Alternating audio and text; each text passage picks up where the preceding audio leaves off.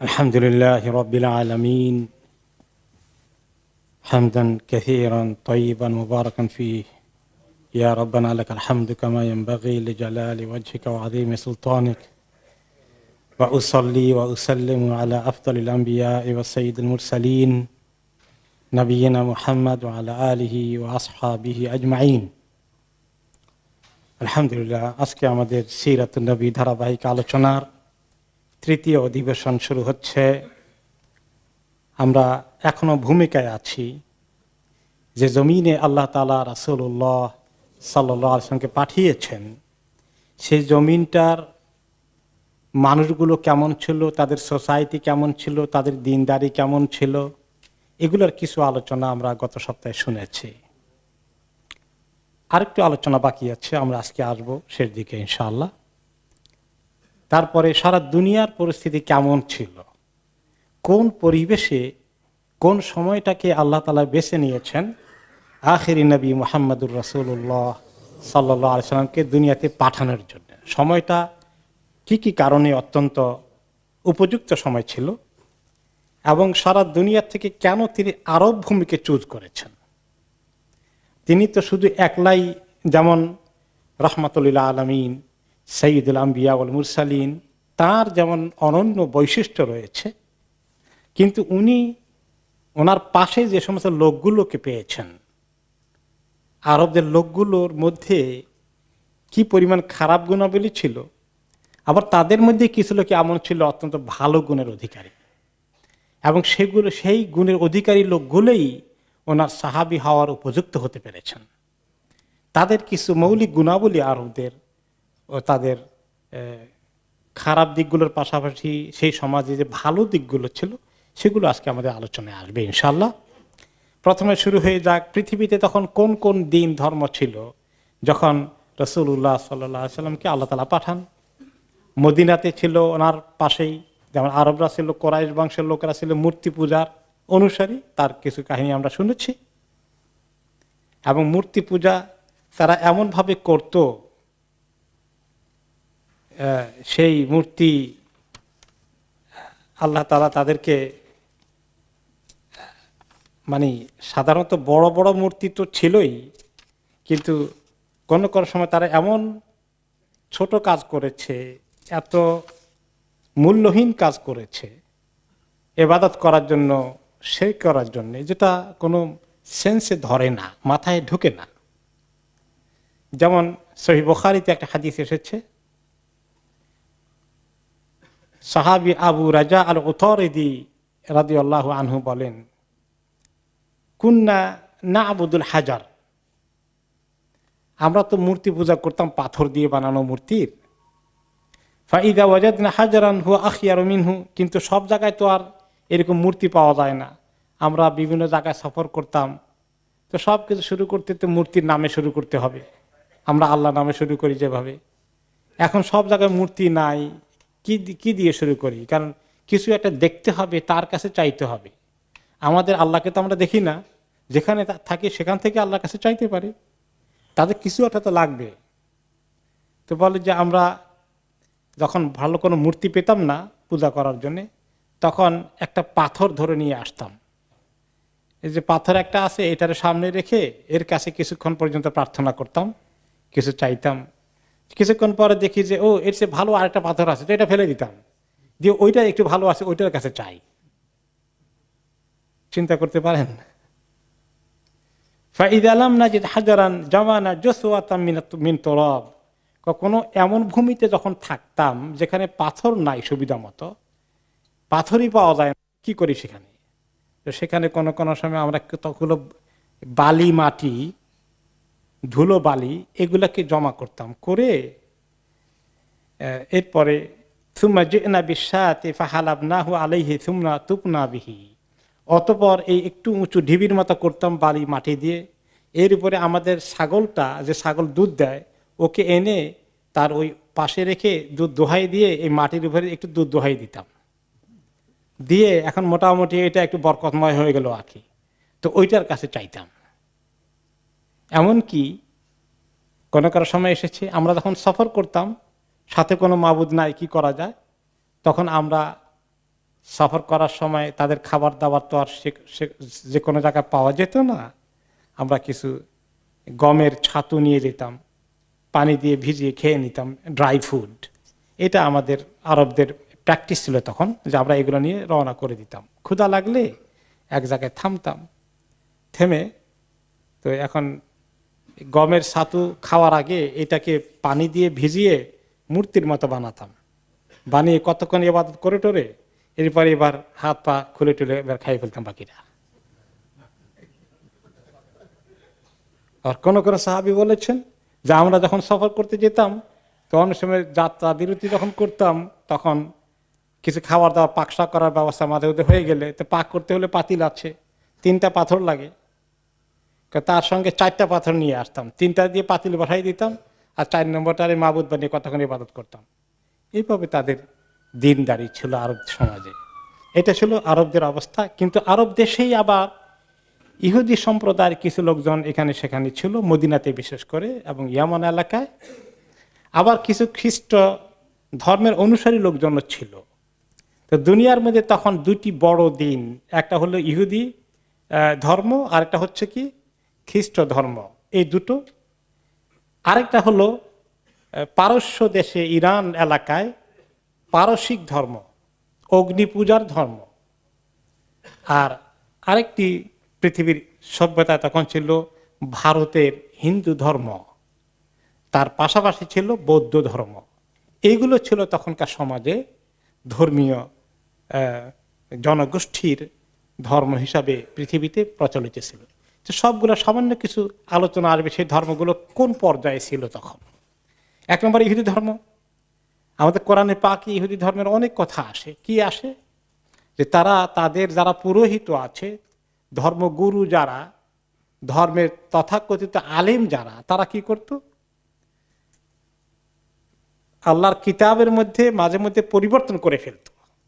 এই যে এই আয়াতটা এভাবে আছে তাওরাতের মধ্যে, এটা এই ফয়সালা তাদের মনোপুত হবে না, তারা যেটা চায় সেটা পাওয়া যাচ্ছে না, সেটাকে কেটে দিয়ে আয়াতকে নিজের হাতে পরিবর্তন করে ফেলত। ইউহাররিফুনাল কালিমা আম্মা ওয়াদিহি, আম্মা ওয়াদিহিম, যে তারা কি করত? আল্লাহর শব্দগুলোকে পরিবর্তন করত। এটা হলো একদম ফিজিক্যালি কেটে দিত, মুছে ফেলতো এবং নিজের হাতে লিখে দিত। তখন তো ছাপাখানা ছিল না, কলমের লেখা, মুছে দিয়ে আবার নিজের কলম দিয়ে লিখে দিত। আবার এইরকম আল্লাহর কিতাবে আছে। অথবা কোনো সময় তারা অর্থ ঠিকই তেলাওয়াত করত, তাফসির এবং অর্থ নিজের মন গড়া করে দিত, যেটা তাদের জন্য সুবিধা আছে। অথবা যারা জানতে চায় তাদের কোনো ফতুয়া মাসালা দিলে, এখানে কিছু লোকে এইরকম মাসালা চায়, এইরকম ফতুয়া চায়, ওটাকে কিভাবে ফিট ইন করা যায়। 3 নম্বর ছিল যে তারা অনেক সময় আসে একটা, পরে আরেকটা, হাত দিয়ে আপনাকে ধরে রাখে মন গড়া একটা পড়ে দেয়। এবং তারা অনেক কথাবার্তা আল্লাহ তাআলা সম্পর্কে বলেছে যার কোনো দলিল নাই। তারা বলেছে আমরা হলাম আল্লাহর বাছাই করা গোষ্ঠী, একান্ত আল্লাহর আপনজন, আবনা উল্লাহ ও আহিবাহু, আমরা আল্লাহর সন্তানের মতো এবং তার সবচেয়ে প্রিয়। আমাদেরকে আল্লাহ তাআলা জাহান্নামে বেশি দিন জ্বালাবেন না, বড় জোর 40 দিন জ্বালাবেন, তারপরে আমরা মুক্ত, আর কোনো চিন্তা নাই। আর সব মানুষকে তো অনাদিকাল জ্বালাবেন, এখন 40 দিন জ্বলারও এত সাহস আছে? নাউযুবিল্লাহ। এরপরে তারা আরো বলেছে ইয়াদুল্লাহি মাগলুলা, আল্লাহর হাতটা হচ্ছে একেবারে গলার মধ্যে লাগানো, আল্লাহ দিতেই চান না মনে হয়, এত আসে এত কম কম করে দেন খালি। নাউযুবিল্লাহ। তো আল্লাহ তাআলা বলেছেন গুল্লাত আইদিহিম, তাদের হাত গলার সঙ্গে লেগে থাকুক, অভিশপ্ত করেছেন আল্লাহ তাআলা। তারপরে তারা আরো বলেছে যে হে নবী মুহাম্মদ, আপনার কাছে কে আসছে? জিবরাইল আসছে, জিবরাইলকে আমরা পছন্দ করি না মোটেই। যে মিকাইল আর ইসরাফিল মোটামুটি 2 জন ভালো ফেরেশতা, তারা যদি ওহী নিয়ে আসতো কনসিডারেবল ছিল। এই তাদের ধর্মের মধ্যে এরকম বিকৃতিগুলো ছিল। খ্রিস্ট ধর্মের মধ্যে কি ছিল? খ্রিস্ট ধর্ম যে ঈসা আলাইহিস সালামে এক আল্লাহর ইবাদত করতে বলেছেন, সেখানে কয় মাবুদ যোগ হয়েছে? 3 জন, ত্রিতত্ত্ব, ট্রিনিটি। এগুলো নবী করিম সাল্লাল্লাহু আলাইহি ওয়াসাল্লামের জামানায় তার আগে থেকেই তাদের মধ্যে চলে এসেছে। এবং সেখানেও তারা মন গড়া বিভিন্ন রকমের শরীয়তের মাসালা তাকে চেঞ্জ করে করে করে তারা পরিবর্তন করে। তাদের ওলামারা বসে কনফারেন্স করে যে নবীর শরীয়তকে পাল্টিয়ে দেয় এখন আমাদের মুসলমানদের আলেমরা মিলে বিশাল এক কনফারেন্স করে কোরআন হাদিসের বিপরীত কোনো ফতোয়া তৈরি করে এটা গ্রহণ করা যাবে? প্রশ্নই আসলে। আল্লাহ তাআলা আমাদেরকে এরকম অপকর্ম থেকে রক্ষা করুন। এইভাবেই করে খ্রিস্ট ধর্মের মধ্যেও ঠিক তেমনি গির্জা কেন্দ্রিক, গির্জার সঙ্গে যারা শাসক আছে তাদের সঙ্গে প্যাক্ট ছিল, এই যে প্রচুর পরিমাণ ট্যাক্স আদায় করবে, এই করকে তারা মানে মনে করত যে রাষ্ট্রে যত কর চায় সবটা দেওয়াকে তারা ইবাদত হিসাবে ডিক্লেয়ার করে দিয়ে ওখান থেকে একটা পার্সেন্টেজ তারা নিজেরাও পেত। এমনকি আপনারা জানেন যে মধ্যযুগে ইউরোপে পর্যন্ত কেউ মারা গেলে ধর্মযাজকরা ওয়ারিশরা যদি চাইতো তাদের পিতামাতাকে, প্রিয়জনকে জান্নাতের সার্টিফিকেট সহকারে কবর দিত, এবং কোন ধরনের জান্নাত চায় সেটার ব্যবস্থাও আছে। এইভাবে ধর্মের মধ্যে খ্রিস্ট ধর্মে এরকম অবস্থা হয়েছে। এরপরে আপনি যদি যান পার্শ্ববর্তী, এরপরে পারস্য দেশে, সেখানে তাদের মধ্যে যে ধর্ম ছিল এই ধর্মটা আসলে অগ্নি পূজা করে, আগুন পূজার ধর্ম সেটা তাদের, যেটাকে বলা হয় পারস্য সাম্রাজ্য এবং তাদের যারা সম্রাট ছিলেন, শাসক ছিলেন, তাদেরকে বলা হয় রোমান, আলাদাকে বলা হয় কায়সার, আর তাদেরকে বলা হয়তো কেসরা। এটা তাদের উপাধি ছিল। যুগ যুগ ধরে একটি গোষ্ঠী সেখানে তারা শাসন করেছে এবং তাদের ধর্ম ছিল অগ্নি পূজার ধর্ম। কয়েকটি প্রাকৃতিক জিনিসকে তারা পূজা করত, তার মধ্যে একটা ছিল পানি, একটা ছিল আগুন। বিশেষ করে সবচেয়ে বড় মাবুদ ছিল আগুন, এই জন্য বলা হয় অগ্নি পূজক, আগুনের পূজা। এখনো তাদের কিছু কিছু অংশ, অল্প কিছু বাকি আছে ইরান এলাকায়, এবং কিছু কিছু লোক তাদের ভারতে বোম্বাই এলাকায় আছে, পারসিক বলে এদেরকে, পারসিক অগ্নি পূজক। এরা খুব করে সাংঘাতিকভাবে এই অগ্নি পূজার ধর্মকে তারা ওই এলাকায়, ইরান এবং ইরাক এবং পার্শ্ববর্তী এলাকায়, মধ্য এশিয়া চতুর্দিকে তারা এই ধর্মটাকে চর্চা করত। এবং তাদের দৈনিক 4 বার করে সূর্যের ইবাদত করার, সূর্যের উদ্দেশ্যে ইবাদত করা কম্পালসারি ছিল, ফরজ ছিল। যেভাবে আমাদের 5 ওয়াক্ত আছে, আল্লাহর জন্য আমরা নামাজ আদায় করি, তারা দৈনিক 4 বার অগ্নি পূজার এই ইবাদত করতে হতো। ওকে, এরপরে পাশাপাশি তারা আবার চন্দ্রের ইবাদত করত, সূর্যের ইবাদত করত, আগুনের পাশে পানির ইবাদত করত। এরপরে তাদের এত দোয়া দরুদ বানিয়ে নিয়েছে প্রত্যেকটি কাজে কর্মে, যেভাবে আমাদের প্রত্যেকটি কাজের আগে দোয়া আছে, সকালবেলা দোয়া আদকার আছে, সন্ধ্যাবেলা আছে, ওটার খুব ইহতিমামের সাথে করতো তারা। এরপরে আপনার খাওয়ার আগে পরে সব কাজে একেবারে বাকায়দা দোয়ার অবস্থা। এরপরে তাদের যে মাবুদ আছে আগুন, বড় মাবুদ, এই আগুন যেন কখনো না নিভে, শিখা অনির্বাণ। এই শিখা অনির্বাণ পারসিক ধর্মের জিনিস মুসলিম ধর্মে গিয়ে শিখা অনির্বাণ চলছে আর চলছে, আছে না এরকম? মুসলিম দেশে এই শিখা অনির্বাণ চলে। এটা শিরক, কুফর। কোত্থেকে আসছে? সেই অগ্নি পূজকদের থেকে। না বুঝে এটার কি ইহতিমামের সাথে এই শিখা অনির্বাণ চলতেছে একটি মুসলিম দেশে। সেই মুসলিম দেশটাকে আশা করি আপনারা চিনেছেন। ওকে, এরপরে তাদের আরো তত্ত্ব ছিল পারসিক ধর্মের মধ্যে, অগ্নিপূজা ধর্মে। তাদের বড় মাবুদ, এগুলো তো হলো প্রাকৃতিক জিনিস, কিন্তু এর উপরে তাদের 2 জন মাবুদ আছেন অনেক বড়, যেগুলো প্রাকৃতিক বিষয় না, ধরা ছোঁয়া দেখা যায় না, অদৃশ্য মাবুদ। সে দুটো তারা বিশ্বাস করত বে ইলাহাইন ইসনাইন, 2 জন মাবুদ পৃথিবীর মধ্যে, মানে সারা দুনিয়াকে কন্ট্রোল করে, সারা বিশ্বকে, সারা সৃষ্টিকে কন্ট্রোল করে। আহাদুহুমা আন-নূর আও ইলাহুল খাইর ওয়াসানি আয-যালাম আও ইলাহুশ শার। এই 2 জন মাবুদ মিলে দুনিয়া চলে। কোন কোন সময় তাদের মধ্যে যুদ্ধও হয়। একজন হচ্ছেন নূর, লাইটের মাবুদ, তিনি খুব ভালো মাবুদ, ভালো জিনিসের মাবুদ। আরেকজন হচ্ছেন অন্ধকারের মাবুদ, আর তিনি হচ্ছেন সব খারাপ যত কিছু আছে এগুলার মাবুদ তিনি। এই 2 মাবুদের দ্বন্দ্ব আছে। এখন তারা দোনো মাবুদকে ম্যানেজ করে চলতে হয়, কারণ যদি ওই ভালো জিনিসের মাবুদের পূজা না করে, তাহলে তো তিনি ভালো কিছু দিবেন না। আর মন্দ জিনিসের যিনি মালিক আছেন সেই মাবুদের পূজা করতে হয়, তা না হলে মন্দ চাপিয়ে দিয়ে সমাজকে একদম শেষ করে দিবেন।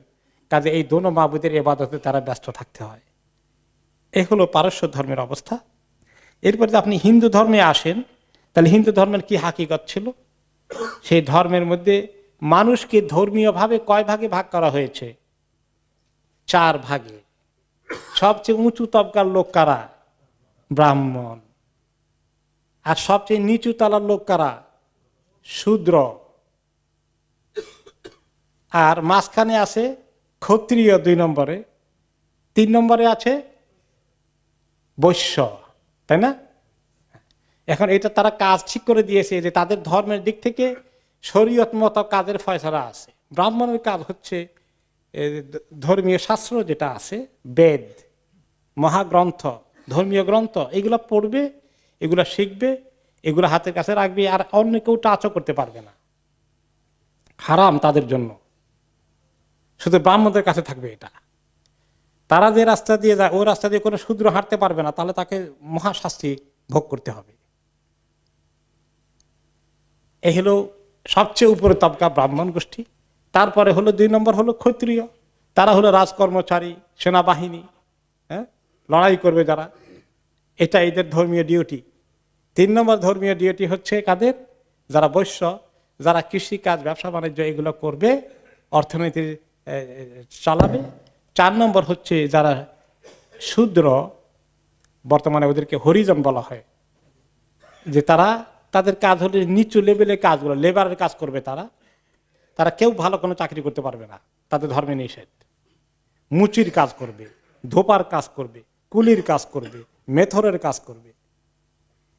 এইভাবে ভাগ করে ধর্মের নামে এরকম একদম শ্রেণী বৈষম্য তৈরি করে দেওয়া হয়েছে।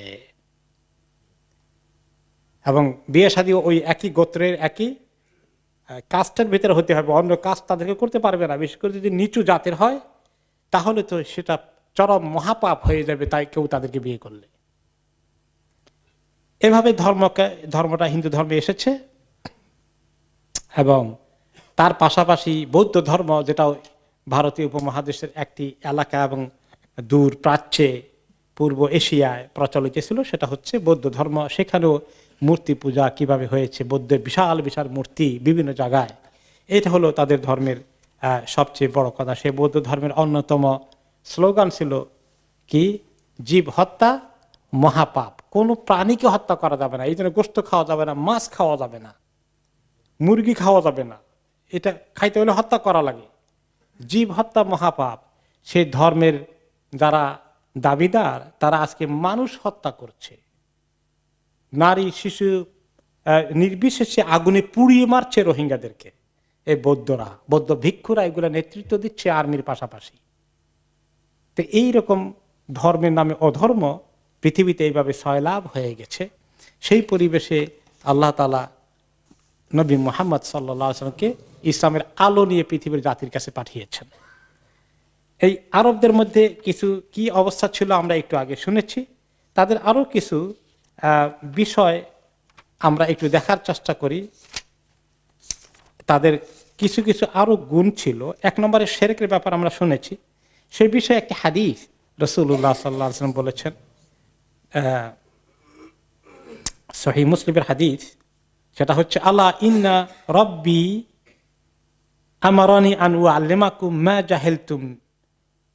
হে আমার উম্মত শোনো, আল্লাহ আমাকে নির্দেশ দিয়েছেন আমি তোমাদেরকে ওই জিনিসগুলো শিখাবো যা তোমরা জানতে পারোনি। এই বিষয়ে অজানা অনেক কিছু জরুরি বিষয় শিখিয়ে আল্লাহ তাআলা আমাকে তোমাদেরকে শিখাতে বলেছেন। আল্লাহ মানে ইয়াউমি হাদা, আজকে বিশেষ করে আল্লাহ তাআলা আমাকে যেটা বলেছেন।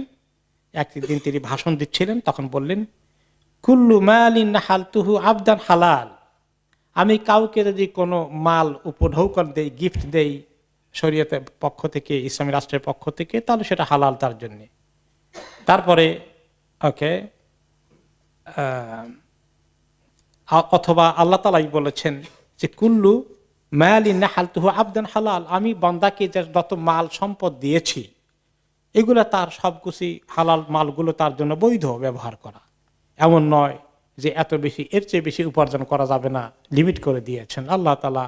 যাকে দেন বেগাইরে হিসাব, অনেক কিছু যদি সে উপার্জন করে সবটাই তার হালাল হয়ে যেতে পারে, হালাল তরিকার ভিতরে উপার্জন করলে।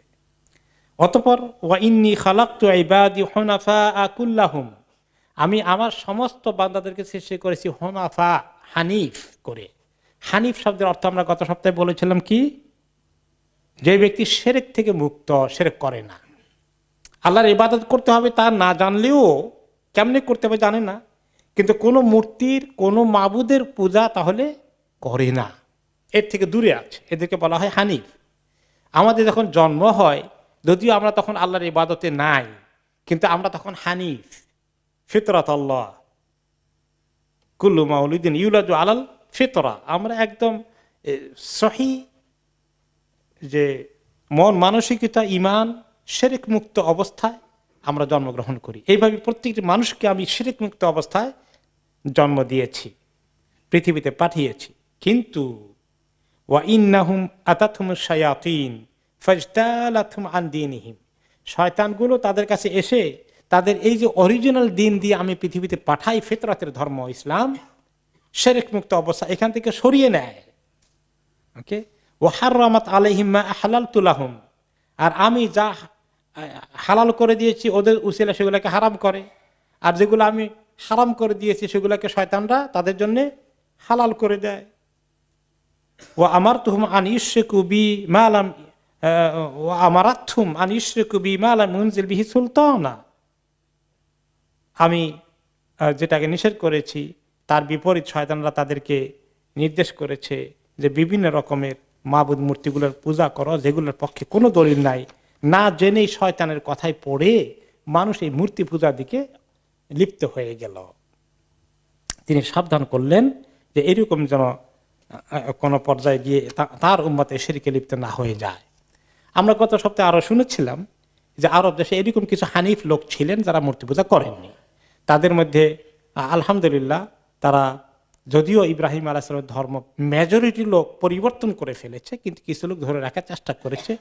তাদের মধ্যে একজন ছিলেন যায়েদ ইবনে আমর ইবনে নুফাইল, এক কবি এবং ভালো শিক্ষিত মানুষটি।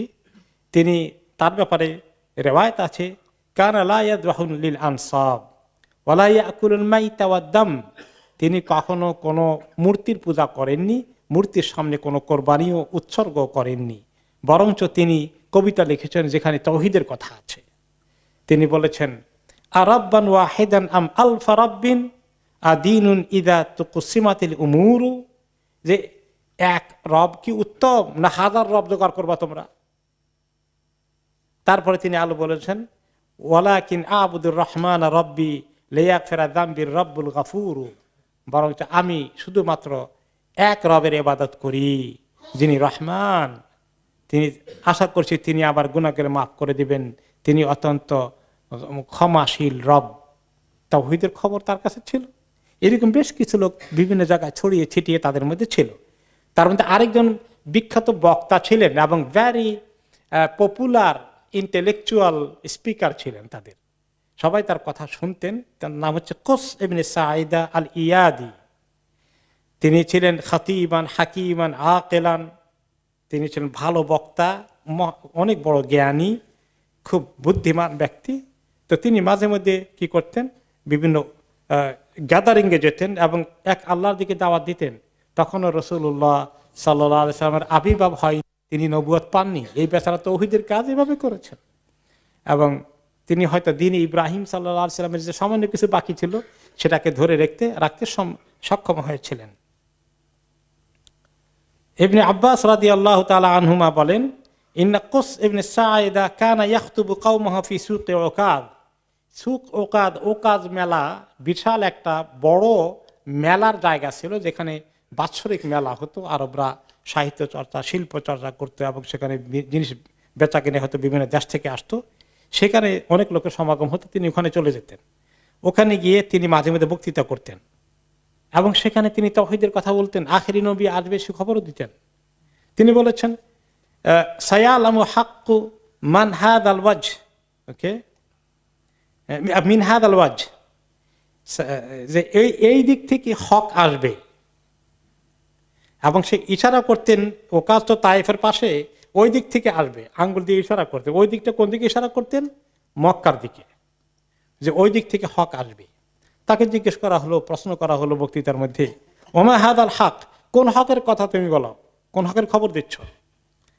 তখন বলল, রাজুল মিন ওয়ালাদিল উআই ইবনে গালিব ইয়াদউকুম ইলা কালিমাতিল ইখলাস ওয়া আইশিল আবাদ ওয়া নাঈম লা ইয়ানফাদ। শোনো, কোরাইশ বংশ থেকে একজন লোক আসবেন, যিনি তোমাদেরকে এক তাওহীদের দিকে দাওয়াত দিবেন, এক আল্লাহর ইবাদতের দিকে, এবং তিনি তোমাদেরকে আখেরাতে মহা শান্তির ঠিকানার সন্ধান দিবেন এবং নিয়ামতের খবরগুলো দিবেন। উনি যখন আসবেন, ফাইন দাআকুম ফাজিবু, উনি ডাকলে, তোমাদেরকে দাওয়াত দিলে, দিনের কথা বলে তোমরা সাড়া দিও। ওয়ালাউ আলিমতু আন্নী আইশু ইলা মা বাসিহি লাকুনতু আউওয়ালা মান ইয়াসআ ইলাইহি, যে আমি যদি জানতাম যে তিনি কোত্থেকে আসবেন, কবে আসবেন, তিনি এই দায়িত্ব নিয়ে হাজির হয়ে যাবেন এবং আহ্বান করবেন, আমি সবার আগে তার ডাকে সাড়া দিব যদি আমি তাকে পেয়ে যাই। কিন্তু তার আফসোস হচ্ছে, যেটা পরবর্তী পর্যায়ে প্রমাণিত হয়েছে, সে যদিও নবী করিম সাল্লাল্লাহু আলাইহি সাল্লামকে পেয়েছেন, কিন্তু নবুয়ত পাওয়ার আগে জানতে পারেনি যে এই লোকটাই ওই লোক। তখনও নবুয়ত ডিক্লার হয়নি, ওহী নাজিল হয়নি। মুহাম্মদ সাল্লাল্লাহু আলাইহি সাল্লাম তখন আর 10 জন মানুষের মতোই তাদের কাছে, সমাজের আরেকজন মানুষ মাত্র। এই জন্য তিনি নবুয়ত পাওয়ার আগে ওনার ইন্তেকাল হয়ে গেছে, বেচারা এই জিনিসটাকে মিস করেছেন। তো আরবদের এই যে কিছু ভালো অবস্থা কিছু লোক ছিল, যদিও তাদের সংখ্যা কম, আমরা এখন দেখব যে ওই আরবদের সামাজিক পরিবেশটা কেমন ছিল, সভ্যতা, বিভিন্ন আমাদের সামাজিক আচার অনুষ্ঠানগুলো কেমন ছিল, এর মধ্যে ভালো কি দিক ছিল আর মন্দ কি দিক ছিল। এবং ভালো দিকগুলো খুব দামি জিনিস ছিল, যেগুলো পরবর্তী পর্যায়ে সাহাবীদের মধ্যে বিশাল একটা ভূমিকা রেখেছে ভালো গুণগুলো। আগে আসুই তাদের যে কিছু গুণ ছিল, যেমন তাদের সামাজিক, এটা কোনো রাষ্ট্র ছিল না আরব দেশে, বিভিন্ন কবিরা কেন্দ্রিক ছিল। যেভাবে পারস্য সাম্রাজ্য ছিল, রোমান সাম্রাজ্য ছিল, সেগুলো বাকায়দা পরিপূর্ণ একটা রাষ্ট্রের তরিকায় আছে। কিন্তু আরবদের মধ্যে এরকম কোন রাষ্ট্র আরব দেশে তখন ছিল না। তারা বিভিন্ন কবিলায়, এলাকায় কবিলা লিডার আছে এইভাবে, কিন্তু তাদের কিছু আবার নিয়ম কানুন, রুল, এগুলা রেগুলেশন, তারা এগুলা মেনেছে। একেবারেই যে যাযাবরের মতো ছিল সবাই তা নাই, কিছু এগুলো ফলো করেছে। তার মধ্যে কিছু ভালো জিনিস, যেমন তাদের বংশের বুনিয়াদের ধরে রাখতো, বংশ যাতে নষ্ট না হয়ে যায়, এই জন্য বংশের বাইরে বিয়ে করতো না। যদিও এটা পরিপূর্ণ ইসলামিক থিওরি না, ইসলাম তো আসছে এই যে ভালো যেখানে পাও, দিনদার যেখানে পাও সেখানে পছন্দ করে, কোন বংশের বড়াই এটা না। কিন্তু ওদের বংশের বড়াই সাংঘাতিক ছিল, এটা নিয়ে তারা কখনোই কম্প্রোমাইজ করতো না। এরপরে ছিল তাদের দুটো গুণ তাদের মধ্যে ছিল, লেখাপড়া বেশি তারা করতো না, স্কুল কলেজ এগুলো কিছুই ছিল না, মাদ্রাসা। মাঝে মাঝে অল্প কিছু লোক একটু লেখালেখি জানতো সামান্য, কিন্তু মেজরিটি লোকে লেখালেখি নাই। কিন্তু তাদের ব্রেইন খুব শার্প ছিল। তাদের দুটো সাহিত্যের মধ্যে একটা হলো বক্তৃতা করার মতো ভালো ভালো বক্তা ছিল মাঝে মধ্যে, এরা ভালো ভালো জিনিস সমাজে প্রচার করত। যেভাবে কাস ইবনে সাঈদের একটা লেকচার আপনারা শুনলাম, ও কাজ থেকে একটুখানি যিনি বলেছেন। আর কবিদের ব্যাপক প্রভাব ছিল, কবিতা চর্চা খুব করেছে তারা। সুবিধা হয়েছে কি, তাদের লেখাপড়া না থাকার কারণে সব মৌখিকভাবে মুখস্থ ধরে রাখতে হয়েছে, এবং তাদের মতে এত কবিতা মুখস্থ করে রাখা পৃথিবীতে আর কোনো জাতি পাওয়া যায়নি। এবং তারা আরবি সাহিত্য পড়েন, মাদ্রাসায় ইসলামিক ইউনিভার্সিটিতে পড়েন, তাদেরকে কবিতা পড়তে, আমাদেরকে পড়তে হয়েছে, প্রচুর কবিতা পড়তে হয়েছে। কোরআন হাদিস বোঝার জন্য ওই কবিতাগুলো ব্যাখ্যা হিসাবে খুব কাজে লাগে। তো এই বড় বড় নাম করা 10টি কবিতার সংকলনের নাম হলো আশারা মুআল্লাকাত, আল মুআল্লাকাতুল আশারা। তারা মাদ্রাসায় পড়েছেন জানেন। তাই 10টার মধ্যে বেশি নাম করা হলো 7টা সাবুল মুআল্লাকাত। এই সাবুল মুআল্লাকাত কোন কোন জায়গায় আরো 3টে অ্যাড করে আশারু মুআল্লাকাত বলা হয়। কবিতাকে তারা এত পছন্দ করত, এই আপনার কবিতাগুলোকে কাবার ঘরের চতুর্পাশে ওয়ালে তারা লিখে রেখেছিল, যে এগুলো এত দামি সাহিত্য তাদের কাছে। সত্যি আরবি সাহিত্যের সবচেয়ে প্রাচীনতম মৌলিক নিদর্শনের মধ্যে সাবুল মুআল্লাকাত এখনো সমস্ত আলেমরা পড়ে আসতে হয়, কারণ ওগুলো পড়লে আরবি ভাষা রপ্ত হয় ভালো। তখন কোরআন হাদিস বোঝা ইজি হয়ে যায়। অনেক কবিতা মুখস্থ করতে হয়েছে, এখন অবশ্য ভুলে গেছি অনেক।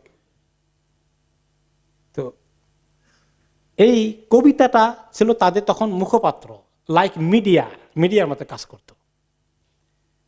এখন সেখানে এত প্রভাব ছিল কবিতার, আসর এভাবে বসতো।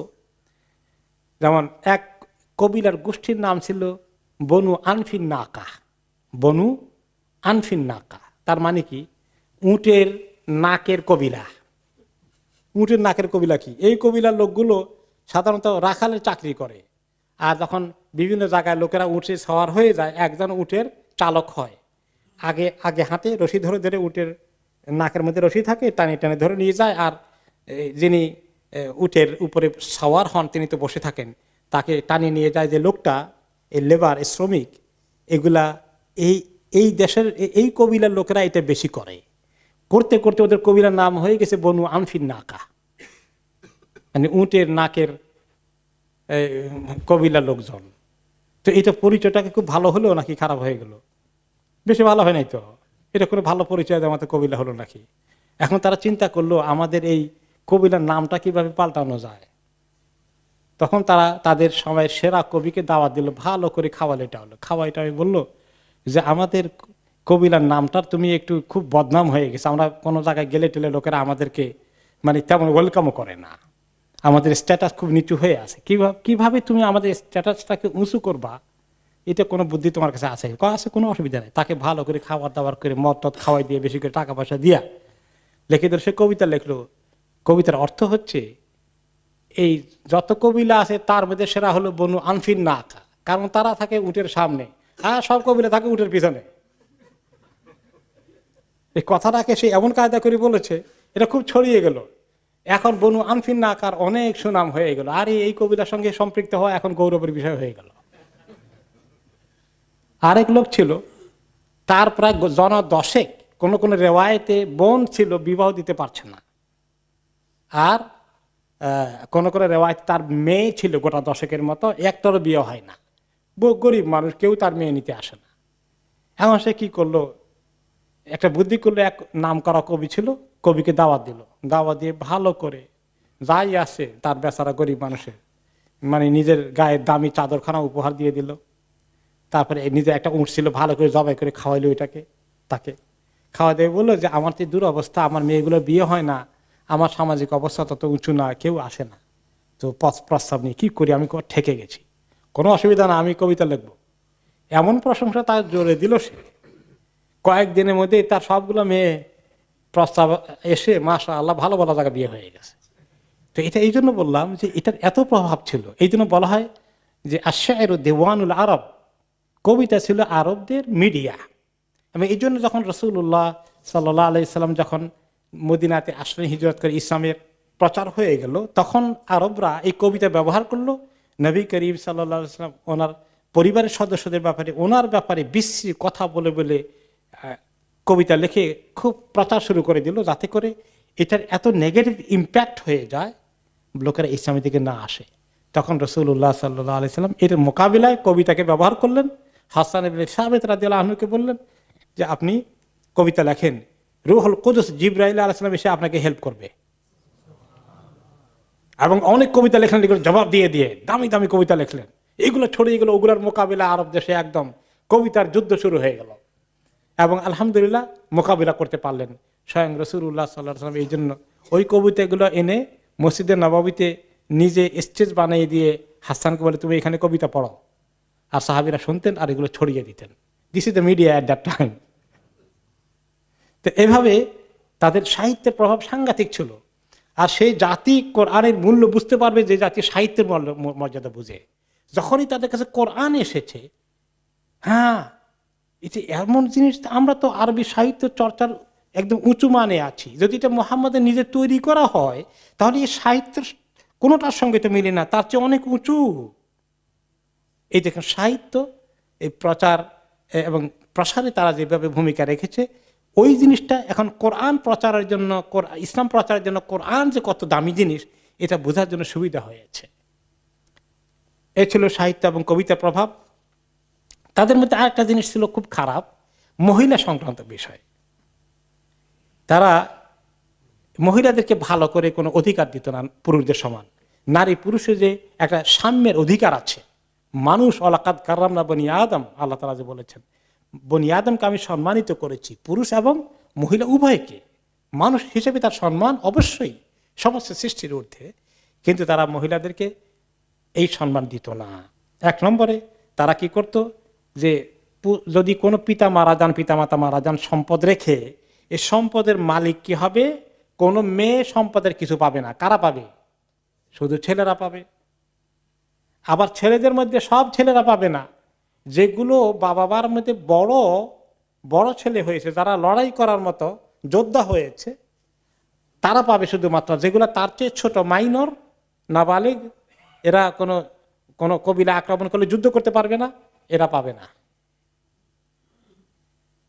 এরপরে আপনার যদি নিজের ছেলে মেয়েদের মধ্যে শুধু ছেলে আছে, শুধু মেয়ে আছে, ছেলে নাই, তাহলে সে মারা গেলে তার মেয়েরাও পাবে না, ওই মেয়েদের কাজিনরা পাবে। এরকম একটা ঘটনা ঘটলো নবী করিম সাল্লাল্লাহু আলাইহি ওয়াসাল্লামের জামানায়, মদিনাতে ঘটেছে। আওয়াস ইবনে সাবিত নামে একজন সাহাবী ইন্তেকাল করলেন। তখন কিন্তু শরীয়তে কোরআনের মিরাসের আইন আসে নাই, নাজিল হয় নাই। তখন সে মারা যাওয়ার পরে তার দুটো মেয়ে রেখে গেল, ছোট মেয়ে, বা তারা মোটামুটি বয়স হয়েছে এখন। তাদের দুইজন চাচাতো ভাই ছিল, তারা এসে তাদের সমস্ত সম্পদ নিয়ে গেল, যে এই পরিবারের পক্ষ থেকে আমরা যোদ্ধা হিসাবে আসি, গোটা পরিবারের গোষ্ঠীর পক্ষ থেকে যোদ্ধা আমরা, আমাদের হক এটাই এই আরব সমাজের নিয়ম। তো মেয়েদের মা বলে যে মেয়েগুলোর কিছু রাখবা না, কারণ এটা তো আমাদের হক। তো এক কাজ করো, মেয়ে দুটাকে তোমরা অন্তত বিয়ে করে নিয়ে যাও, তাহলে আমি অন্তত নিশ্চিন্ত হয়ে গেলাম, তোমরা চাচাতো ভাই বিয়ে করতে পারো। বলে যে ওরা দেখতে সুন্দর না, দেখে বিয়ে করা যাবে না, এটা আমাদের পছন্দ হয় না। তখন নবী করিম সাল্লাল্লাহু আলাইহি ওয়াসাল্লামের কাছে আসলেন ওই মহিলা, মেয়ে দুটোর মা, যে এসে বলেন, ইয়া রাসূলুল্লাহ তুফি আওস, আপনি তো জানেন আপনার সাহাবী আওসের ইন্তেকাল হয়ে গেছে। ও তারাকা ইবনান সাগীরান ওয়া ইবনাতাইন, হ্যাঁ তার একটা ছোট্ট ছেলে আছে আর দুটো মেয়ে আছে। তো ছোট ছেলেও তাদের দৃষ্টিতে, ওই সমাজের দৃষ্টিতে মিরাস পাবে না, ওয়ারিশ হবে না, মেয়ে দুটো তো হবেই না। এখন তার দুই চাচাতো ভাই এসে, সুয়াইদ এবং আরফাতা তাদের নাম ছিল, দুজনে এসে যা আসিল মাল সম্পত্তি সব নিয়ে গেছে। আমি বললাম তাজাওয়াজা ইবনাতাই, অন্তত তোমার চাচার দুইটা মেয়েকে বিয়ে করে আমাকে দায়িত্বমুক্ত করো, অন্তত আমাকে এতটুকু সিকিউরিটি দাও। ফা আবায়া, তারা পছন্দ করবে না। তখন নবী করিম সাল্লাল্লাহু আলাইহি ওয়াসাল্লাম বলেন, লা তুহাররিকা মিনাল মিরাসি শাইআন, এই দুটো কোনো মিরাস পাবে না। তাৎক্ষণিকভাবে আল্লাহ তাআলা কোরআনে মিরাসের আয়াত নাযিল করে দিলেন, লিররিজালি নাসিবু মিম্মা তারাকাল ওয়ালিদানি ওয়াল আকরাবুনা ওয়ালিন নিসাই নাসিবু মিম্মা তারাকাল ওয়ালিদানি ওয়াল আকরাবুনা মিম্মা কাল্লা মিনহু আও কাসুরা নাসিবা মাফরুদা। পুরুষদের জন্য অংশ রয়েছে তাদের পিতামাতা অথবা নিজস্ব ঘনিষ্ঠ কেউ যদি মারা যান, ঠিক তেমনি মহিলাদের জন্য অংশ রয়েছে, যদি তাদের পিতামাতা এবং নিকষ্ট ঘনিষ্ঠ আত্মীয় স্বজন কিছু রেখে চলে যান, কম হোক আর বেশি হোক, নাসিবা মাফরুদা। সূরা নিসা 7 নম্বর আয়াতে আল্লাহ বলছেন যে আল্লাহ ঠিক করে দিয়েছেন কে কদ্দুর পাবেন।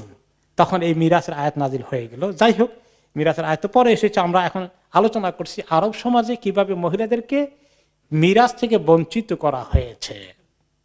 এখন আমাদের সমাজে ইসলামের অধিকার দিয়েছেন ইসলাম নারীদেরকে। এখন এখানে যে মিরাস আছে, এই মহিলারা যে সম্পদে ছেলের অর্ধেক পরিমাণ পায়, এটা কি সবাই দেয়?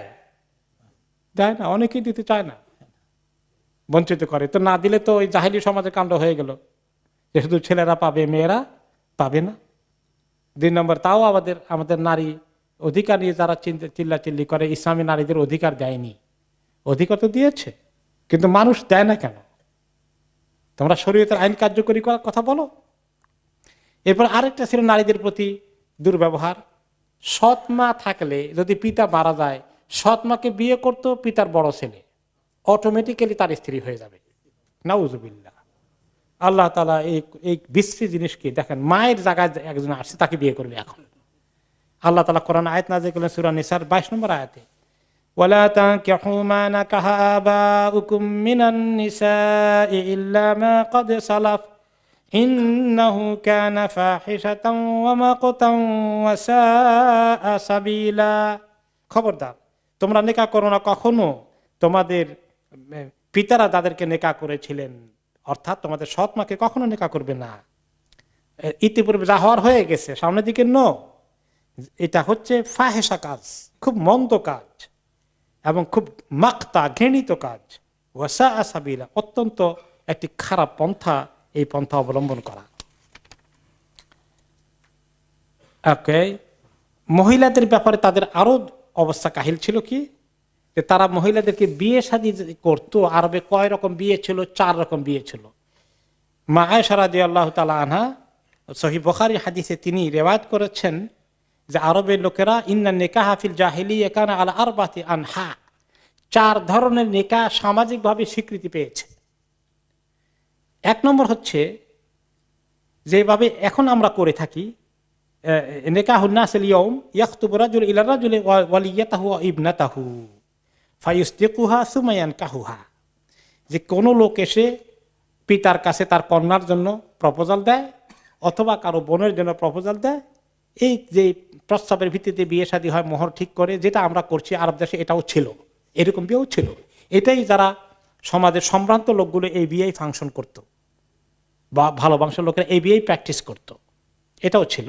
কিন্তু 2 নম্বর ছিল কানা রাজুল ইয়াকুলু ইমরাআতি ইযা তাহুরতি মিন তামসিহা ইযা তাহুরাত মিন তামসিহা আরসিলি ইলা ফুলানিন ফাস্তাবদাই মিনহু, যে কোনো ব্যক্তি তার নিজের স্ত্রীকে বলতো, যখন সে মাসিকে থাকতো, বলতো এবার মাসিক ভালো হয়ে গেলে তুমি অমুক বড় লোকের কাছে যাবা এবং তার শয্যা সঙ্গিনী হবা। শয্যা সঙ্গিনী হয়ে আসতো, আসলে সে অপেক্ষা করতো, তার সঙ্গে সে মেলামেশা করতো না, দেখতো সে এই কনসিভ করেছে কিনা, গর্ভবতী হয়েছে কিনা। তো গর্ভবতী হওয়ার পরে শিওর হয়ে গেলে তখন সে তার সঙ্গে আবার মেলামেশা করত। এই কাজটা কেন করত? যাতে করে সে মানে একটা বড় লোকের বংশ তার পেটে ঢুকাইয়া আনে, তার সন্তান শরীফ বংশের একটা মর্যাদা নিয়ে জন্মগ্রহণ করবে। নাউযুবিল্লাহি মিন যালিক। এবং মানে সে ভলান্টিয়ারি এই কাজটা করে, সে নিজে তার স্ত্রীকে পাঠায়। চিন্তা করেন আপনি সভ্যতা কত নিচু হতে পারে। এলে 2 নম্বর, এটাও একটা, এই ধরনের সম্পর্কটা তাদের সমাজে বৈধ সম্পর্ক ছিল, অবৈধ কিছু না, সম্মান। 3 নম্বর কোনটা ছিল? সেটা আরেকটা বৈধ সিস্টেম ছিল, যে কোনো কোনো মহিলা তার সঙ্গে একাধিক লোকের সম্পর্ক যাতায়াত হতো, সবাই তার সঙ্গে তার ঘরে আসা যাওয়া করতো, আর তার মানে এভাবেই তার সংসার চলে, তার বহু লোক তার সঙ্গে আসা যাওয়া করে, ছেলে মেয়ে হয়। এখন যদি তারপরে এক পর্যায়ে সে সন্তান সম্ভব হয়ে যায়, তার গর্ভে সন্তান আসে, আসার পরে সে সবাইকে খবর দিবে, যারা যারা আসতো সবাই আসতে হবে, কিন্তু না আসলে তাদের বিরুদ্ধে কেস হয়ে যাবে কবিলের দরবারে। বুঝতে পারছেন তো? সবাই আসতে হবে, 5 জন হোক, 7 জন হোক, 3 জন হোক, 10 জন হোক, যারা তাকে ব্যবহার করেছে সবাই আসবে। এখন এই সন্তান কার? এই মালিকানা ঠিক হবে আজকে, বাবা ঠিক হবে। ব্যবহার তো করছে 8-10 জনে, এখন বাবা একজন হওয়ার, বাবা তো 10 জন হতে পারে না। কিভাবে বাবা ঠিক করবে? সবাই আসতে হবে। তারপরে বলবে মহিলা, তখন সবাইকে সমাবেশ করে তার ঘরে বলবে, কাদ আরাফতুমুল্লাযী কানা মিন উমুর আমরিকুম, তোমরা সবাই তো স্বীকার করো যে তোমাদের সঙ্গে আমার সম্পর্ক ছিল। ওয়াকাদ উলিদতু, আমি সন্তান প্রসব করেছি, আমি এখন সন্তানের বাবা লাগবে। ফাহুয়া ইবনুকা ইয়া ফুলান, এখন সে বলবে এই 10 জনের মধ্যে এই তুমি এর পিতা। তার অস্বীকার করার উপায় থাকবে না, অস্বীকার করলে কেস হয়ে যাবে কবিলার কোর্টে। তাহলে এটাও স্বীকৃত এক ধরনের বিয়ের মতো, এবং এই একটা প্রতিষ্ঠানের মতো বানিয়েছে। 4 নম্বরটা ছিল যে এরপরে ইয়াস্তাবুন্নাসুল কাসীর, ওকে, আরো ব্যাপক সংখ্যক লোক আরেক বাড়িতে আসা যাওয়া করেছে, এবং তার বাড়িতে এটা অ্যালাউড, বেশ্যাখানার মতোই অনেকটা। এরপরে তার বাড়িতে আবার এভাবে ফ্ল্যাগ লাগানো থাকতো, এই ফ্ল্যাগ থাকা বাড়ি যে সেই বাড়িতে অ্যাক্সেস আছে, if anybody is looking for, okay, he will be welcomed. তো এখন যাওয়া আসা করে করতে করতে এরপরে সেই মহিলাও এখন যদি সন্তান প্রসব করে, সে আবার রেকর্ড রাখে, মানে বা লিস্ট আছে, যাই হোক, এখন সে সন্তান প্রসব করলো, করার পরে এখন তার বাবা জোগাড় করতে হবে। এখানে তো অনেক লোক আসছে, বেসুমার লোক আসছে, কিছু আইডিয়া থাকলেও এত লিস্ট জোগাড় করা যায়নি। এখন সে কি করবে? এটাও আর একটা সিস্টেম, যে যারা কাফা চিনে তাদেরকে নিয়ে আসবে, অর্থাৎ পা দেখলে বুঝতে পারে আরব দেশের লোক এত এক্সপার্ট ছিল, কিছু কিছু লোক সন্তানের পা দেখে বলবে এই সন্তানের পিতা অমুক। মানে সাংঘাতিক এগুলা তাদের এই ধরনের চেনার দেখে তারা চিনতে পারতো। এদিকে বলে যে কাফিয়া বিশেষজ্ঞ, এমনকি কোন কবিলার লোক এই জায়গা দিয়ে হেঁটে গেছে, তাদের উঁটগুলো গেছে, এগুলো কোন কবিলার উঁট, উটের পাড়া মরুভূমির পায়ের উপরে দেখে তারা চিনবে কোন কবিলার লোক এখান থেকে গিয়েছে। এই কাফিয়া চিনার ব্যাপারে তারা এত এক্সপার্ট ছিল। তো এরকম একটা লোক এসে বলবে মানে এই সন্তান হচ্ছে অমুকের ছেলে। মানে তাদের কাছে তখন তো এখন এই দেশে কি দেখে, ডিএনএ। এই ডিএনএ তো ছিল না তখন, তাদের কাছে ওটা ডিএনএর বিকল্প ছিল, এবং it is very appropriate DNA মানে সিস্টেম। তারপরে তখন তারা বলবে সুম্মা আলহাকু আলাদা বিল্লাযী ইয়ারাউন ফালতাতা বিহি ওয়াদুয়া ইবনাহ, অতঃপর যার পায়ের সঙ্গে মিলে, যাকে আইডেন্টিফাই করে দেয় বিশেষজ্ঞরা, সেই তার পিতা হতে বাধ্য, ডিনাই করার কোনো উপায় নাই। আর এই সন্তানের নামের ফাদার্স নেম হবে ওই লোকের নাম। এইগুলো একটা। এছাড়াও আরো এই বিষয় মহিলাদেরকে তারা যাচ্ছে তাই ব্যবহার করেছে। আরেক ধরনের বিয়ে ছিল, বিয়ে না আসলে নেকাহুল বাদাল। তো একজন এসে বলল এই যে শোনো, আমরা স্ত্রী পাল্টাই ফেলি, তোমারটা আমি না, আমি তোমারটা নেই, চেঞ্জ করে ফেলি, নাউজুবিল্লাহ। এবং এটাও স্বীকৃত যে তারা ভলান্টিয়ারলি অ্যাগ্রি করেছে, চেঞ্জ করেছে, এক্সচেঞ্জ করেছে, নো প্রবলেম।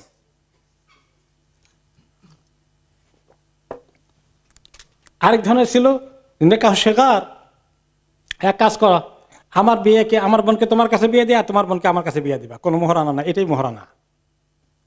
এটাকে বলে নেকাহ শেখার। সব ইসলাম এগুলোকে বাতিল করে দিয়েছে।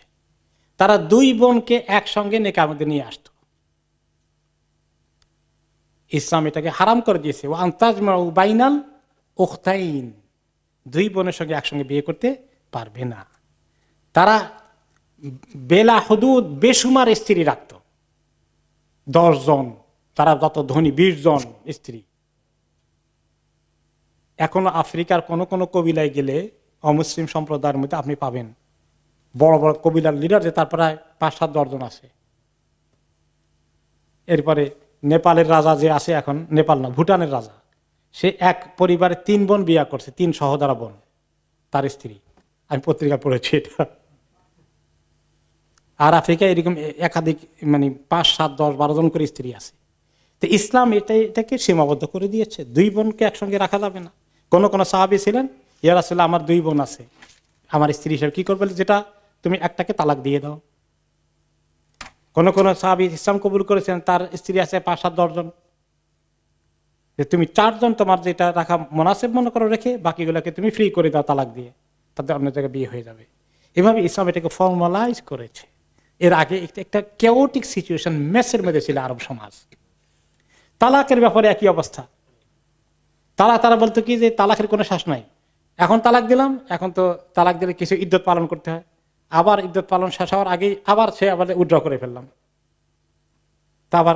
তারপরে আবার তালাক দিল, আবার উইথড্র করে, আবার তালাক দিল, আবার উইথড্র করে। এটা কোনো শেষ নাই এই খেলার। মহিলাকে শাস্তির মধ্যে রাখতেই থাকে, তার জীবনে কোনো সিকিউরিটি নাই। তখন ইসলাম এসে আল্লাহ তাআলা কি বললেন, আর তালাক মাররাতান, তালাক 2 বার দেওয়া যায় মাত্র। প্রথমবার তালাক দিয়েছ একবার, তারপরে ইদ্যতের ভিতরে উইথড্র করতে পারো, আবার যদি তোমার উইথড্র করার পরে অসুবিধা হয়, তাহলে সেকেন্ড টাইম আবার তালাক হয়ে গেছে, তাহলে আবার ইদ্যতের ভিতরে মহিলার 3টি মাসিক পার হওয়ার আগে তুমি উইথড্র করতে পারো।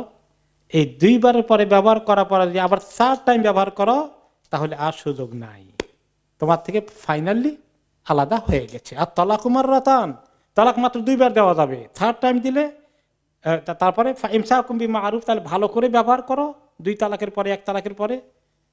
তা যদি করতে না পারো, আও তাসরিহুম বিইহসান, তাহলে তোমরা 3 নম্বরে আলাদা যদি দিতে হয়, তাহলে সুন্দরভাবে 3টা দিয়ে শেষ করে তোমরা সম্পর্ক শেষ করো। এছাড়া আর কোনো তরিকায় তালাক দেওয়া হবে না, দেওয়ার কোনো সুযোগ নাই। এরপরে তারা কি করত, কন্যাদের প্রতি অবিচার করেছে আপনারা জানেন। কন্যাকে কি করত, জীবন্ত কবর দিত। কেন দিত এটা, এর কারণটা কি? অসম্মান, মর্যাদাহানি। কেন মর্যাদাহানি? এক কবিলা আরেক কবিলাকে অ্যাটাক করতো, এটা ছিল one of the main source of income. হঠাৎ করে মধ্যরাতের পরে অ্যাটাক করে যা ওদের গরু ছাগল হান্ডি পাতিল যা নিয়ে আসা যায়, এটা হলো একটা বড় ধরনের ইনকাম ছিল তাদের কোন কবিলার। আর সেখান থেকে তারা তাদের সুন্দরী মেয়েদেরকে ধরে নিয়ে আসতো, কৃতদাসী বানাতো। এখন তারা চিন্তা করে যে মেয়ে হলে যদি এরকম কোনো সময় অ্যাটাক করে ফেলে, তাহলে আমাদের মেয়েদের প্রতি তারা এরকম অবিচার করবে। কাজেই আর আমার মেয়ে আজকে কারো কৃতদাসী হয়ে আছে, এই বিড়ম্বনা সহ্য করা যাবে না। কাজেই মেয়ে হওয়াটা তাদের জন্য কলঙ্কের কারণ ছিল। এই জন্য তারা কন্যাদেরকে জীবন্ত দাফন করেছে। আপনারা দাহিয়া কালবির ঘটনা জানেন যে কিভাবে সে নিজের মেয়েকে দাফন করেছে জীবন্ত অবস্থায়। এরপরে আমরা দেখি যে তাদের আরেকটি ব্যাপক খারাপ গুণ ছিল, যুদ্ধ বিগ্রহে তারা প্রচন্ড লিপ্ত থেকেছে। অনেকগুলো নাম করা যুদ্ধ বছরের পর বছর চলেছে। একটা যুদ্ধকে বলা হয় আপনার হারবুল বাসুস, বাসুস যুদ্ধ। দুই কবিলার মধ্যে একটা উটকে নিয়ে গন্ডগোল লেগে একজন আদমিকে মেরে ফেলে, তারপরে কাউন্টার করতে গিয়ে এই উটকে কেন্দ্র করে এই বাসুসের যুদ্ধ হয়। নবী করিম সাল্লাল্লাহু আলাইহি ওয়াসাল্লামের আগে মানে নবুয়ত পাওয়ার আগে এই যুদ্ধটা দুইটা কবিলার মধ্যে হয়। একটা হলো কবিতা বাকর, কবিরা তাগলেব। এই যুদ্ধ চলে 40 বৎসর। 40 বৎসর চলে। কত লোক যে দুনিয়া থেকে চলে গেছে। আরেকটা ছিল দাহেস অল কাবরা, এখানে উটের প্রতিযোগিতা নিয়ে যুদ্ধ হয়। না, ঘোড়ার প্রতিযোগিতা নিয়ে হয়। ঘোড়া প্রতিযোগিতার মধ্যে দুইটা ঘোড়া খুব রেস করে, অনেক দূর থেকে রেস করানো হয়। তো একটা লোক ওই যে ঘোড়াটা 1 নম্বর হওয়ার কথা, ওটাকে এমন করে ধাক্কা দিয়ে ফেলে দেয়, আরেক ঘোড়াটা 1 নম্বর হয়ে যায়। এই উসিলা নিয়ে যুদ্ধ হয়ে সেই যুদ্ধ বহুদিন চলে এবং সেখানে অনেক লোক মারা যায়। ওকে, এটাকে বলা হয় আপনার আবাস জুবিয়ানের যুদ্ধ, দাহিস আল গাবরা, দাহিস আল গাবরা। এরপরে আওস এবং খাজরাদের মধ্যে বহুদিন যুদ্ধ হয়েছে। ওকে, এবং তাদের ওই যুদ্ধের শেষ এটার নাম ছিল বুআস। নবী করিম সাল্লাল্লাহু আলাইহি ওয়াসাল্লাম মদিনা যাওয়ার আগ পর্যন্ত তারা এই যুদ্ধ কন্টিনিউ করে, অবশ্যই এক পর্যায়ে সন্ধি হয়ে যায়। এরপরে আমরা আসি যে তাদের আখলাক কেমন ছিল, চরিত্র কেমন ছিল, আচার ব্যবহার কেমন ছিল। তারা আখলাক কেমন ছিল বুঝতে পারলেন, যৌন জিন্দিগিতে তারা এইভাবে বেশ্যা বৃত্তিটা অনেকটা কমন ছড়িয়ে পড়েছে।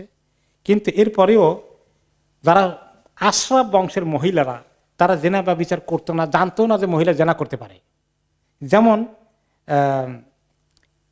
হিন্দ বিনতে উতবা, আবু সুফিয়ানের স্ত্রী, সে তো কাফের। আবু সুফিয়ানের তখন কাফের।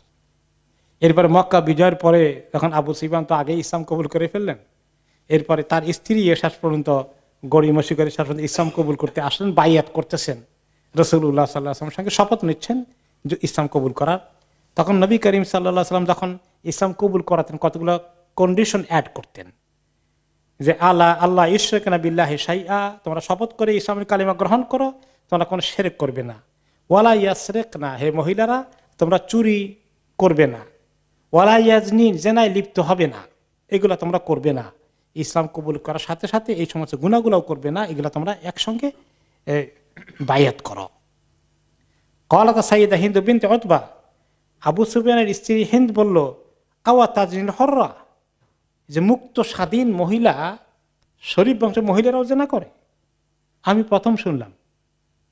তার মানে তাদের মধ্যে দেখা যায় মহিলা কুফরের দিক থেকে, শিরকের দিক থেকে, ইসলামের দুশমনের দিক থেকে অনেক আগে, কিন্তু জেনাকে সেও বিশ্বাসই করতে পারে না যে একজন স্বাধীন মহিলা কৃতদাসীরা ছাড়া জেনা করতে পারে।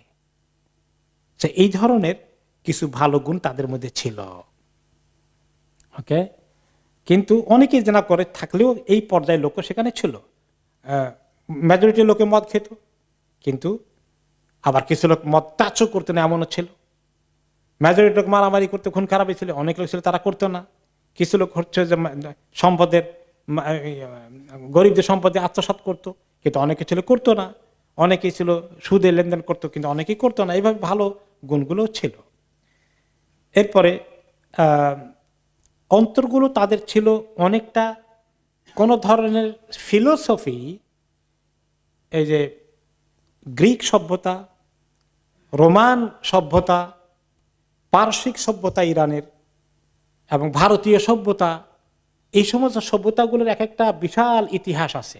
তাদের শিল্প, সাহিত্য, সংস্কৃতি এবং তাদের বিভিন্ন ফিলোসফি, দর্শন অনেকগুলো আছে। আরবদের কাছে এগুলো কিছুই ছিল না, গান বাজনা টুকটাক এগুলো আছে। কিন্তু একটা শিল্প, সাহিত্য যেগুলো তাদেরকে তাদের একটা বিশাল মানে দর্শন নিয়ে ধরে থাকার মতো, এগুলো ছিল না। আরবরা ছিল মোর, কি বলা যায়, মোর নিউট্রাল অনেক দিক থেকে। খালি একটু শয়তানের ইয়েতে পড়ে, কুমন্ত্রণায় তারা শিরক করেছে, আর জেনা ব্যভিচারে অনেকে লিপ্ত হয়ে পড়েছে। কিন্তু বড় ধরনের দর্শনকে ধরে একটা সোসাইটি গড়ে ওঠা, এগুলো এই জাতীয় কোনো সংস্কৃতি তাদের কাছে এভাবে ছিল না, যার ফলে তারা অনেকটা নিউট্রাল ছিল। এবং ইসলামের দাওয়াতটা যখন তাদের কাছে ঠিক মতো পৌঁছানো গেছে, তখন তারা মেজরিটি লোকেরা কি করেছে, গ্রহণ করেছে, ভালো লোকগুলোকে অ্যাকসেপ্ট করে ফেলেছে। কিন্তু অন্যান্য যেখানে সাংঘাতিকভাবে তাদের নিজস্ব দর্শন, তাদের বিশাল সংস্কৃতির ইতিহাস আছে, তারা কিন্তু অনেক ফাইট করেছে, সহজে কবুল করতে চায়নি। তো এটা একটা আরবদের ভালো জিনিস ছিল যে তারা অনেকটা রেডি ছিল, মনে হয় মাইন্ডের মধ্যে খুব বেশি কিছু নাই, উল্টাপাল্টা সেরেকটা থেকে সরাই দিতে পারলে ইসলাম ঢুকার কাজটা কিন্তু অনেক সহজ ছিল। ভেরি লেইম্যান টাইপের পিপল। শোনেন, আমাদের গ্রামের বা দেশের যারা কোনো কোনো সময় কম শিক্ষিত বা অর্ধশিক্ষিত বা কম শিক্ষিত, খুব বেশি মানে একেবারে কি বলে এটাকে, ধোকাবাজি জানে না, সরল মানুষ, সরল মনা, ঠিক কিনা? আর যারা শহুরে মানুষ, তাদের ভিতরে প্যাসপুস বেশি, অনেক ঘোর প্যাস শিখে তারা জানে ঘুষ কেমনে খাইতে হবে, কোনখানে টাকা মারতে হবে, এগুলো অনেক কিছু জানে। তো আরবদের অবস্থা ছিল তারা ভেরি সিম্পল মাইন্ডেড ছিল।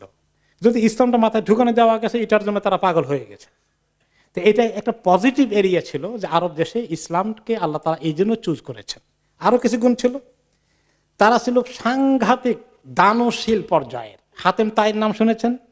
হ্যাঁ, আরব দেশেই ছিল হাতেম তাই। পৃথিবীতে অন্য কোনো ইরানি সভ্যতায়, রোমান সভ্যতায়, গ্রিক সভ্যতায়, ভারতীয় সভ্যতায় এরকম কোনো এত বড় মানে দানশীল ব্যক্তির পরিচয় পাওয়া যায় না তাদের ইতিহাসের মধ্যে। এমন হয়েছে যে মেহমান এসেছে, এখন কিচ্ছু নাই, একটা মাত্র উট আছে, তার নিজের যানবাহন, ওইটাকে জবাই করে দিয়েছে। এবং আরবদের কবিতা আমাদেরকে অনেক পড়তে হয়েছে। কবিতার বিষয় ছিল দুইটা, একটা ছিল প্রেম গাথা, আর একটা ছিল আপনার ওই যে মেহমানদারি, দেওয়ানুল হেমাসা তারা পড়েছেন, ওলাদিয়াফ, আদিয়াফ। এই মেহমানদারি ছিল বিশাল একটা মানে তাদের সাংঘাতিক, এর জন্য অনেক স্যাক্রিফাইস তারা করে ফেলেছে খাবার দাবার খেতে। এটা ইব্রাহিম আলাইহিস সালাম থেকে পেয়েছেন। ইব্রাহিম আলাইহিস সালাম বসে থাকতেন, কোনো মেহমান না আসলে তিনি লাঞ্চ করতেন না, লাঞ্চ রেডি করে বসে থাকতেন। মানুষ পেয়ে গেলে ধরে নিয়ে বাড়ি একসঙ্গে বসে খেতেন, একলা খেতেন না। তো এই জিনিসটা তারা পেয়েছে। এবং তাদের লেখাপড়া ঠিকই আছে, স্কুল কলেজ মাদ্রাসা এগুলো নাই, কিন্তু তারা সাহিত্য চর্চা এমন করা করেছে, ভাষা চর্চা এমন করা করেছে, তাদের মুখস্থ শক্তি ছিল সাংঘাতিক। তাদের বংশ বুনিয়াদ এক গোষ্ঠী থেকে মানে 14 বংশ, 20, 25, 30 বংশ উপরের দিকে বহু বংশ মুখস্থ আছে। আমি আপনি কয়টা মুখস্থ আছে? আমি আমার নিজের নাম তো জানি, বাবার নামও জানি, দাদার নামও জানি, দাদার পরে 4 নম্বর জনের নাম জানি, আর কোনটাও জানি না। আপনারা কে কে জানেন এর চেয়ে বেশি? আপনি কতদূর পর্যন্ত জানেন? হ্যাঁ, 7 পর্যন্ত জানেন। মাশাআল্লাহ, যদি একজন পাওয়া গেছে 7 পর্যন্ত জানে। তারা 20, 50, 100 পর্যন্ত জানে, একদম মুখস্থ ঠোঁটস্থ আছে। রাসূলুল্লাহ সাল্লাল্লাহু আলাইহি সাল্লাম তিনি আদনান পর্যন্ত জানছেন, অনেকগুলা তিনি নিজে জানছেন। এবং আমার সঙ্গে লেখাপড়া করেছে সৌদি আরবে, সে বলছে যে সে তার গোষ্ঠী আদনান পর্যন্ত জানে। মানে এত লম্বা ইতিহাস তারা, এদের মধ্যে মুখস্থ শক্তি সাংঘাতিক ছিল। ভাষা এমন ছিল যে মধুর নাম আরবে মধু, আমরা বাংলায় মধু, এই মধু থেকে আমরা মাধবী বলি, তাই না? আরেকটি শব্দ পাওয়া গেছে মধু থেকে। আর কি আছে? তাদের কাছে মধুর শব্দ আছে 80টা। শিয়াল পাওয়া যায় অনেক মরুভূমিতে, যে জিনিস যে দেশে বেশি পাওয়া যায় ওইটার নাম বেশি। শিয়ালের 200টা নাম আছে আরবিতে। আর সিংহ কোন কোন এলাকায় পাওয়া যায়, সিংহের 5টা নাম আছে, এই 500 নাম আছে। উটের নাম আছে 1000, মানে 1000 শব্দ দিয়ে উট তারা বলতে পারে। এরকম তরবারি নাম অনেক, অনেক যুদ্ধ করেছে, তরবারি নাম অনেক বেশি আছে, তরবারির নাম আছে প্রায় 4000-এর মতো। এইভাবে তাদের এই যে এতগুলো মুখস্থ রাখে, এগুলো জন্য কেমন স্মরণ শক্তি দরকার। এগুলো ওদের মধ্যে ছিল, পৃথিবীর কোনো জাতির মধ্যে তখন ছিল না। এই জন্য আল্লাহ তাআলা ওদেরকে চুজ করেছেন ওই জায়গায় রসুল পাঠাতে, এবং তারা কোরআনকে মুখস্থ করেছে। রাসূলুল্লাহ সাল্লাল্লাহু আলাইহি ওয়াসাল্লাম লক্ষ লক্ষ হাদিস পরে মুখস্থ করেছেন ওই আরবের গোষ্ঠী। তাদের ভেরি শার্প মেমোরি। এই যে খেজুরের অনেক নাম আছে, খেজুর তো আমাদের দেশে একটাই নাম, আর এদের কাছে একটা ডেট। তাদের কাছে খেজুর, মনে করেন যখন আদা পাকা হয়, ওই একটু হলুদ রঙের খেজুর পাওয়া যায় না, দেখছেন না, শক্ত কষকষে একটু, এটার নাম হলো বালাহ। এরপরে যখন আরো পেকে যায়, রসে টলটল হয়ে যায়, নরম, এটাকে বলে রোতাব। এরপরে যখন আপনার এই যে এখন নর্মাল খেজুর হিসেবে শুকনো, মানে মোটামুটি পেকে টাইট হয়ে গেছে, একেবারে লুজ থাকে নাই, একটু টাইট হয়েছে, এগুলোকে বলে তামর। এইভাবে করে তাদের প্রচুর নাম এই খেজুরের আছে। হ্যাঁ, এরপরে তারা খুব বীরত্ব তাদের মধ্যে অনেক ছিল, বীর পুরুষ। এবং এটা দেখা যায় তারা প্রত্যেক যুদ্ধ হওয়ার আগে বলতো যে 2 কবিলা যুদ্ধ করবে। এখন যুদ্ধের আগে 2 জন আসবে যে আমার সঙ্গে কে পার্সোনালি মোকাবিলা করো, ওই দিক থেকে আসো। এবং এই তরিকাকে স্বয়ং রাসূলুল্লাহ সাল্লাল্লাহু আলাইহি ওয়াসাল্লাম ব্যবহার করেছেন বদর যুদ্ধে, যে তারা আসছে যে তোমাদেরকে চ্যালেঞ্জ করি, সাহস আছে আমার মোকাবিলা করতে। তারা একজন আসছিল, তাদের মোকাবিলা এক সাহাবী গিয়েছেন। 2 নম্বরটা বেরিয়ে আসছে, আমার মোকাবিলা কে করবা? মুসলমানদের মধ্যে আরেকজন গেছেন। কারো যদি মোকাবিলা করতে কেউ না যায়, তাহলে কি প্রমাণিত হবে? ভীরু কাপুরুষ, আর তারা বীর পুরুষ। তো এই জন্য তারা এভাবে, তারা জানে যে আমরা 2 জন বের হলাম 2 দিক থেকে, একজন মরবো আরেকজন বাঁচবো, সাক্ষাৎ ফাইট করতেছে 1 to 1। এইভাবে তারা নিজেরা মৃত্যুকে মোকাবিলা করার মতো সাহস তাদের আছে। ভ্যারি যোদ্ধা, ভ্যারি, মানে কি বলা যায়, অসম্ভব সাহসী তারা। ওকে, এরপরে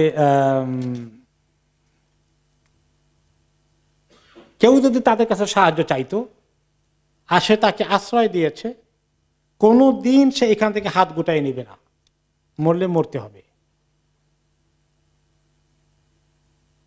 নবী করিম সাল্লাল্লাহু আলাইহি সাল্লাম যখন তায়েফে তিনি প্রস্তর বর্ষিত হলেন, মক্কায় ঢুকবেন যে আসলে তারা অ্যাটাক করবে, তিনি তখন আরেকটি কাফের কবিরার আশ্রয় নিলেন, আমাকে তোমরা নিরাপত্তা দাও।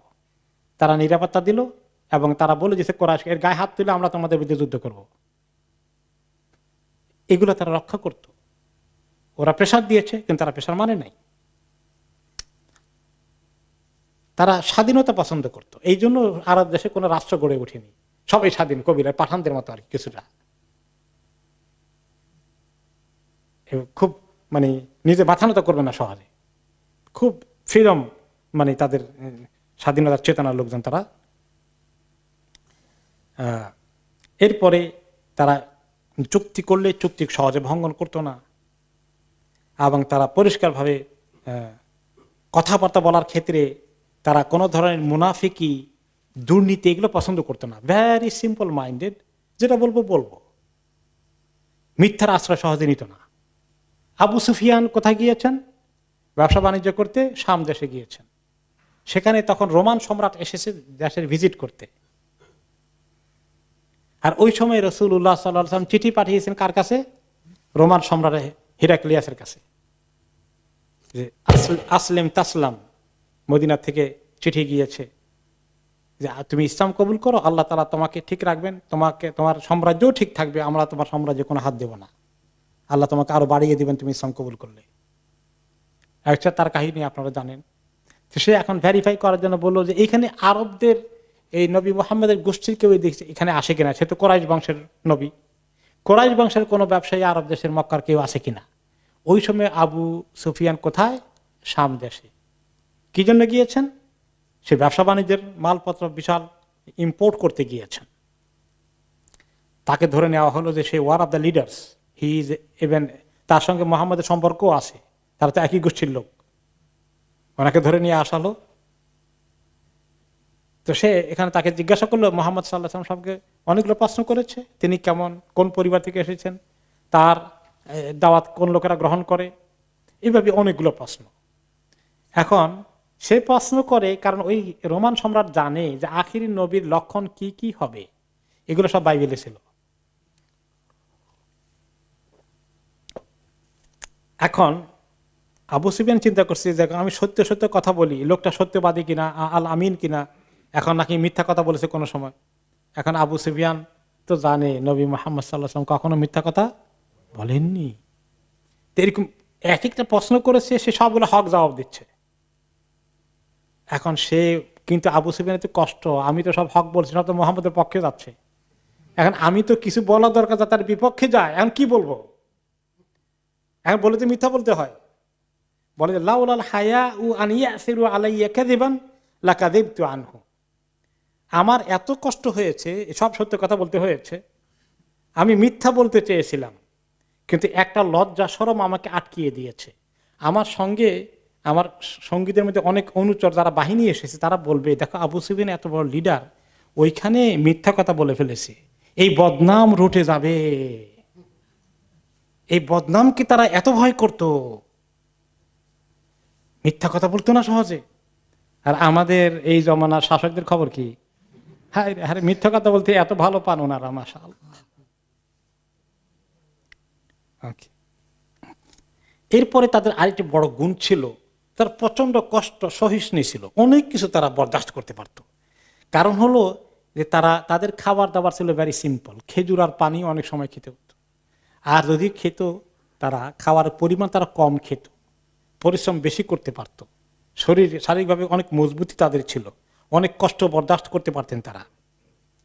গরম ঠান্ডা কি যখন গরম পড়ে, কেমন গরম পড়ে আরব দেশে, এখন তো এয়ার কন্ডিশনার আছে, তখন কোন কন্ডিশন ছিল, ভেরি ব্যাড কন্ডিশন ছিল, হট কন্ডিশন ছিল অনলি। তারা এখানে সার্ভাইভ করেছে। আর যখন কোনো কোনো সময় মরুভূমিতে আপনি থাকবেন, বেদুইনদের এলাকায়, যখন রাতের বেলা শীত পড়ে, কেমন শীত পড়ে জানেন, এখানে শীত বরদাস্ত করা যায়, এখানে শীত আরো কঠিন হয়ে যায়। এরপরে এক দেশ থেকে আরেক দেশে কত দূরে জার্নি করতে হতো, গাছপালা নাই, কি অবস্থায় তারা বসবাস করেছে সেখানে। এর কারণে তাদের শারীরিক শক্তিও আল্লাহ তাআলা অনেক দিয়েছেন। এই সমস্ত অনেকগুলো গুণ, ফিজিক্যাল এবং মৌলিক কতগুলো গুণ তাদের ছিল, যেগুলোকে পৃথিবীর ওই সময়ের মধ্যে অনেক দিক থেকে সবচেয়ে ভালো লোক হিসাবে পাওয়া যায় তাদের মধ্যে তখন। যদিও আইয়ামে জাহিলিয়াত শুধু আরব দেশের মধ্যে সীমাবদ্ধ ছিল না, সারা পৃথিবীতে তখন আইয়ামে জাহিলিয়াত চলছে। কিন্তু অন্যদের যে নিউট্রাল মেন্টালিটি নাই, তাদের যে করাপশন আছে, তারা যে বিভিন্ন রকমের ফিলোসফিতে, দর্শনে নিজের মন মগজে ঢুকিয়েছে, আরবদের এগুলো ছিল না। তাদের বীরত্বের গুণ ছিল, তারা ভয় ভীতিকে তোয়াক্কা করতো না, তারা গরম ঠান্ডা সহ্য করতে পারতো, তারা কষ্ট করতে পারতো, তাদের স্মরণ শক্তি বেশি ছিল। এই সমস্ত ভালো ভালো গুণগুলো, ফিজিক্যালি তারা অনেক ফিট ছিলেন। মরুভূমিতে তারা বসবাস করে, কোনো আর্টিফিশিয়াল লাইফ নেই, সব প্রকৃতির সঙ্গে যুদ্ধ করে বেঁচে থাকতে হয়। মানে এক একটা মানে জেনুইন জিনিস আর কি, শরীরের ভিতরে যা কিছু আছে। তারা আমাদের তো মাশাআল্লাহ ফার্মে মুরগির মতন হয়ে যাচ্ছে দিন দিন, সব আর্টিফিশিয়াল চলতেছে। তো এই যে শক্তি শারীরিকভাবে মানসিকভাবে দেওয়ার অনেকটা pure comparing to the other Nations, এই কারণে আল্লাহ তাআলা তাদেরকে পছন্দ করেছেন। এই জাতি নবী মুহাম্মদ সাল্লাল্লাহু আলাইহি ওয়াসাল্লামের সাহাবী হওয়ার উপযুক্ত জাতি।